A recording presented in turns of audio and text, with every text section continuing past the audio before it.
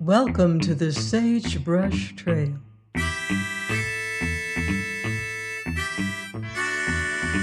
Stories of the West, from the frontier to the Yukon. I'm Mardell, reading Delilah of the Snows by Harold Binlock.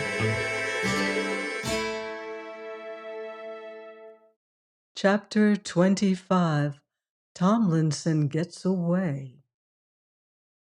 The early Canadian supper had been cleared away, and Sewell was sitting with Grace Colthurst opposite him by the little stove in the inner room of the Gold Commissioner's dwelling, as he had done somewhat frequently of late.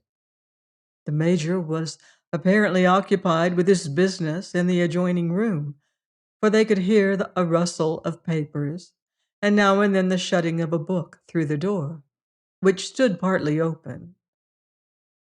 He closed one a trifle noisily, and the next moment his voice reached them. "This thing has kept me longer than I expected, but I must get it finished before I stop. Esmond's sending a trooper off first thing tomorrow," he said. "Still, I shall not be much longer, and then we'll get out the chess." Colthurst had spoken loudly, and as Sewell and Grace did not raise their voices, it appeared probable that he could not hear what they were saying. Sewell smiled as he glanced at the girl. "I'm not particularly impatient, or sorry for Major Colthurst, though one could fancy that his dislike of official correspondence is quite as strong as his fondness for chess. He knows exactly what he has to do and does it without having to trouble about the results, which, in his case, concern the crown. That naturally simplifies one's outlook." "The Major," said Grace reflectively, "has arrived at an age when one does not expect too much, and is content with the obvious, which is certainly an advantage. And we, being younger, are different in that respect." Grace was a trifle disconcerted, which occasionally happened when Sewell talked to her, though she looked at him with a little smile in her eyes. It was, at least, not very clear to her why she found it pleasant to discuss such questions with him in a confidential voice, when she had, to all intents and purposes, plighted herself to Ingleby. Sewell was always deferential, but there was something in his attitude which suggested personal admiration for her, though she was not quite sure that the vague word liking was not a little nearer the mark. How far that liking went, she did not know, but while she had no intention of allowing it in any way to prejudice her regard for Ingleby, Sewell was, she knew, of subtler and more complex nature, and the craving for influence was strong in her. She knew what, under any given circumstances, Ingleby would probably do, and though this was satisfactory in one respect, it had its disadvantages. She had long been troubled with a fondness for probing into masculine thoughts and emotions, and it pleased her to find an opportunity for directing them, which was not often afforded her in Ingleby's case. His program was usually cut and dried, and it was, as a rule, an almost exasperatingly simple one.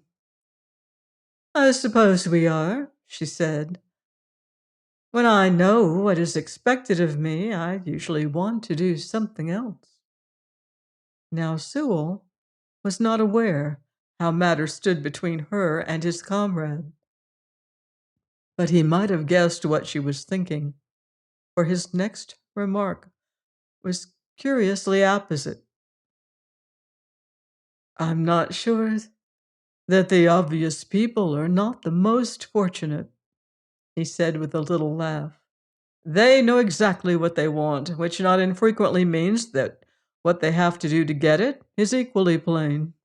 It must necessarily save them a good many perplexities. Now, take the case of my very obvious comrade, Ingleby. Well, Ingleby wants to make a fortune placer mining, which is, from your point of view, a most reprehensible thing. Sewell laughed. That is not quite the point. Perhaps he means to do good with it, and it ought to be quite plain that Ingleby has no real sympathy with communist notions.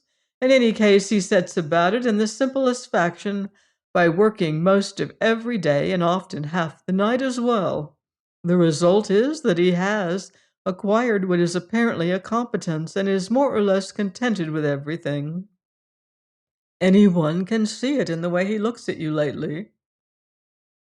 Grace smiled, for it was evident that there were directions in which Sewell's penetration was defective. The fortune will probably come later, she said, and then.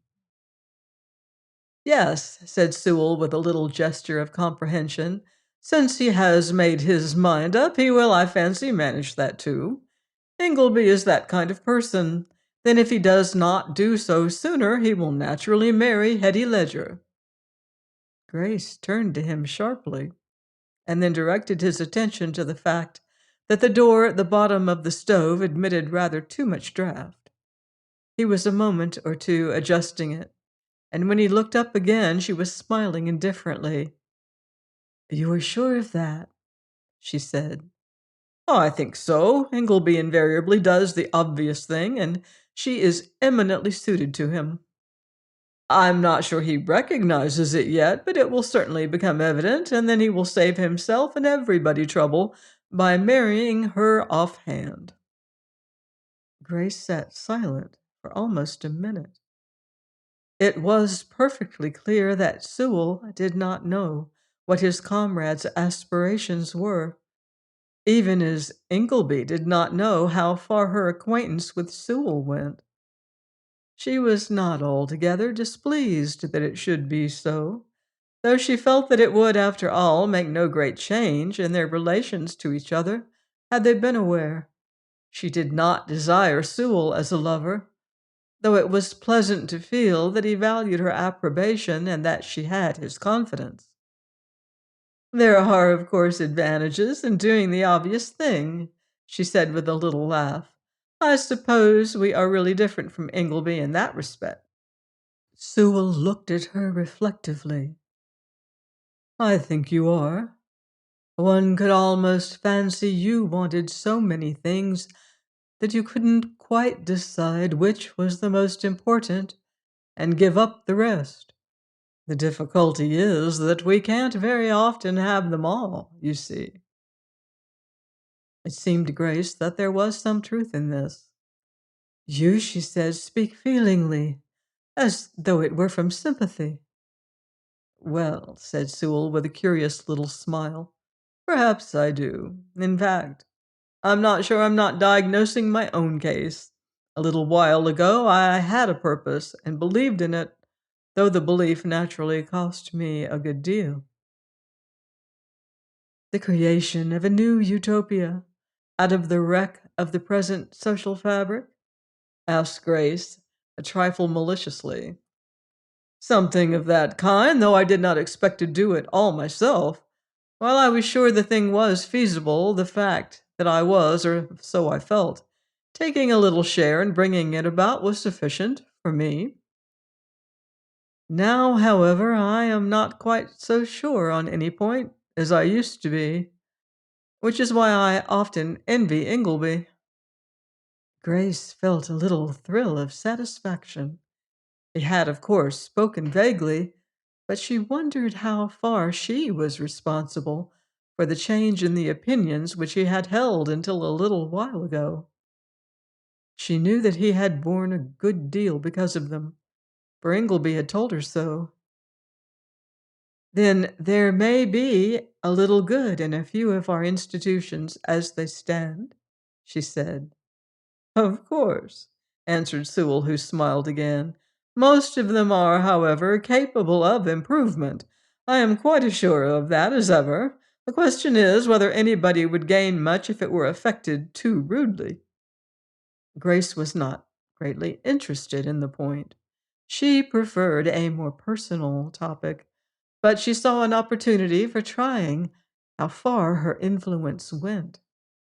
It had been a trifle painful to find that Ingleby had not yielded to it when she had desired him to spend the winter in Vancouver and leave somebody else to hold Tomlinson's claim.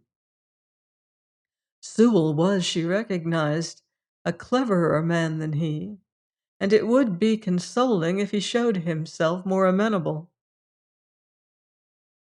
I think not, at least so far as anybody in the Green River country is concerned, she said.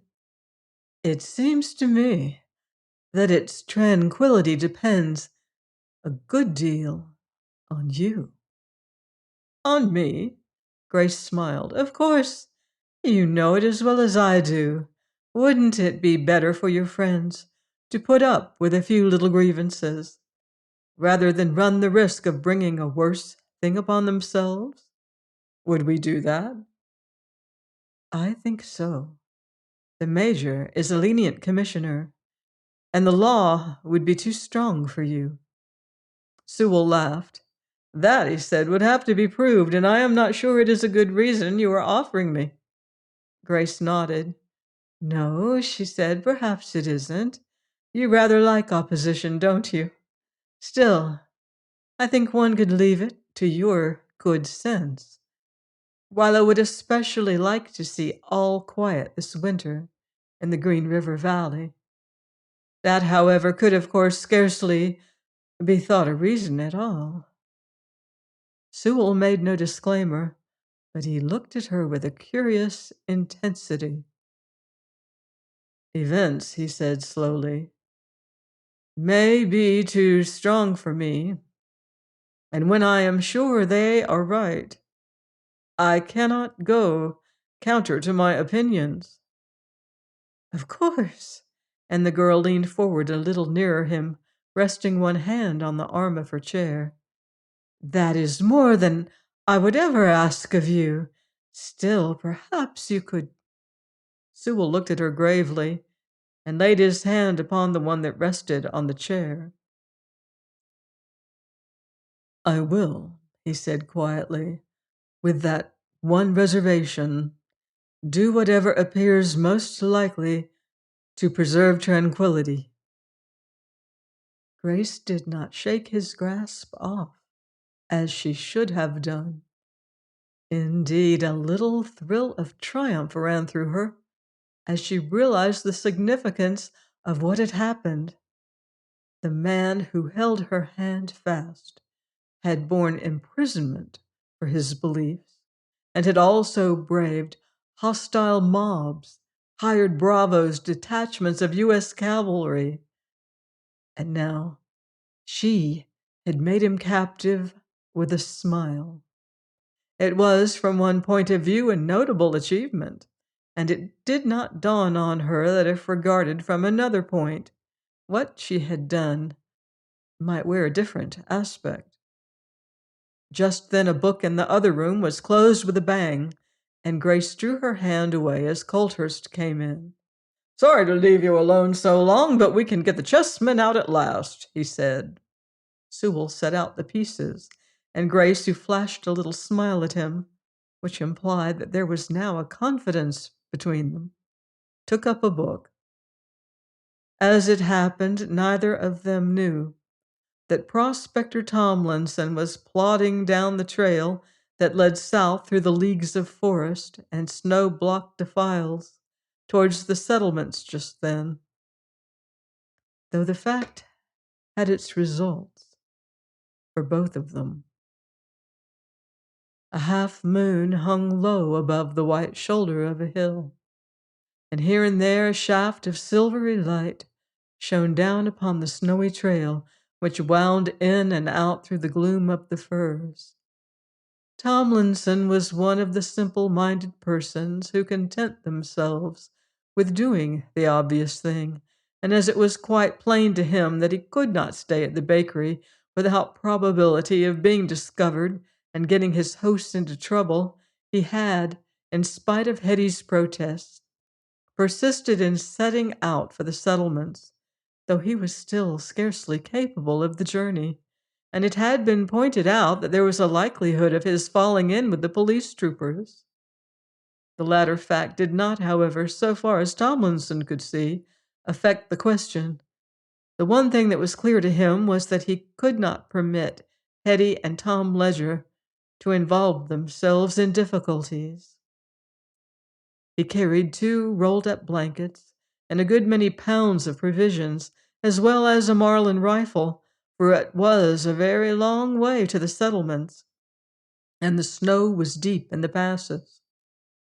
He also walked slowly and with an effort, for the strength he had exhausted had scarcely come back to him yet, while the dusty snow balled beneath his worn-out boots. The bush was very still, for only a low murmur came up from the pines above the rapids, which were free of ice. The trees rose above him, solid spires of blackness, cut sharp against the white hillside beyond them, and Tomlinson was glad of their shadow, because the corporal and one of the troopers had gone down the trail that afternoon, and uncertain whether they had come back, he had no wish to meet them. It is scarcely likely that he would have done so, for he had an excellent sense of hearing, and was making very little noise. Had not a trooper stopped to do something to his newly issued winter coat, which did not fit him comfortably, he spent some little time over it, as it was necessary to take off his big mittens, and the corporal improved the occasion by sitting down on a fallen tree to light his pipe. They were both a little outside the trail and in black shadow. Tomlinson, in the meanwhile, came to an open space some 2 or 3 score yards across. There were black firs all about it, but the snow among them seemed deeper, and as he could hear nothing but the murmur of the river, he made haste to cross it. It appeared advisable that nobody should see him.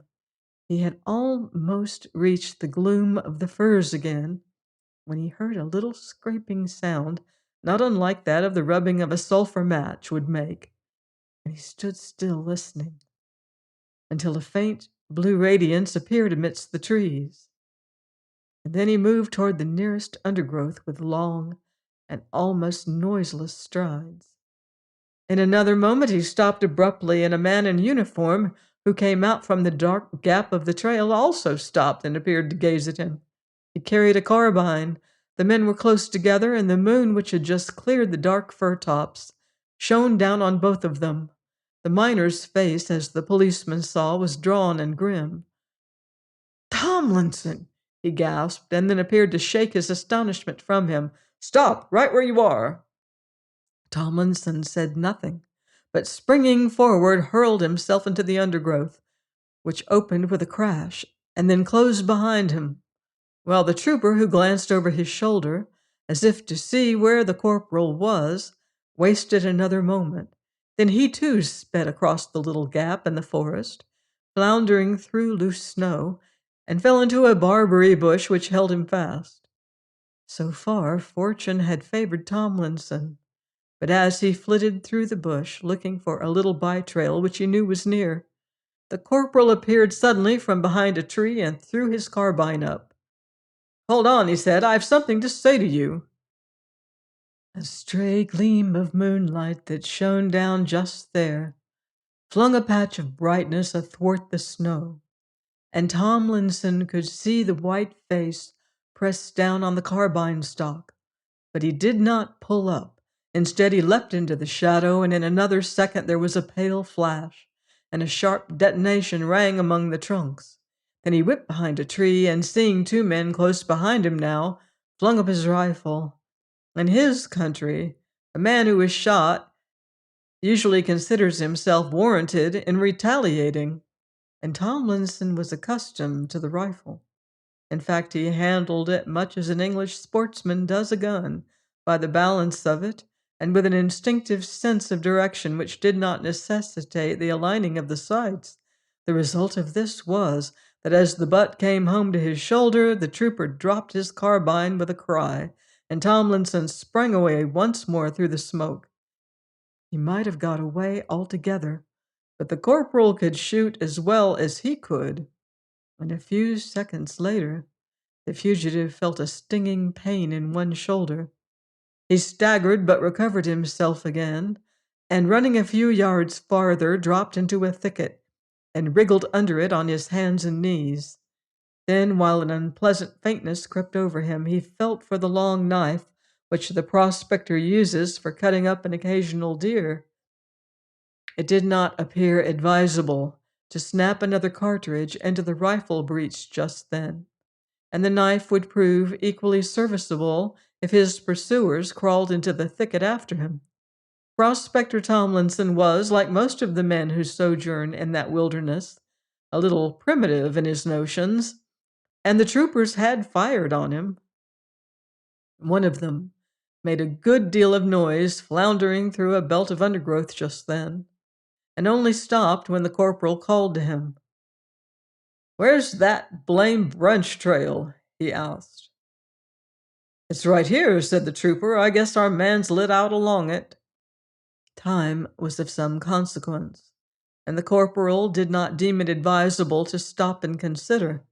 A man floundering through the undergrowth would, he reasoned, be heard a long way off, while a bushman could proceed with very little noise along a beaten track.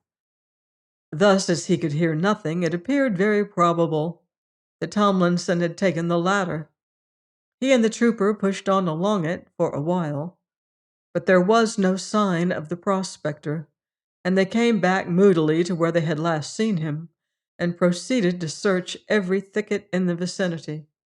They spent at least an hour over it, but there was still no appearance of Tomlinson, and at last the corporal sat down disgustedly upon the fallen fir. "I feel most certain I plugged him once," he said. "What'd you let go your carbine for?" The trooper held the weapon up in the moonlight and glanced at the gray smear down the barrel. Then he held up his left hand, which was stained with red. "I'm not quite sure if the top of one of my fingers is on or not," he said. "Anyway, my mitten's full of blood." The corporal nodded curtly. "I guess it will grow again," he said. "Well, it seems to me nobody could do anything more tonight.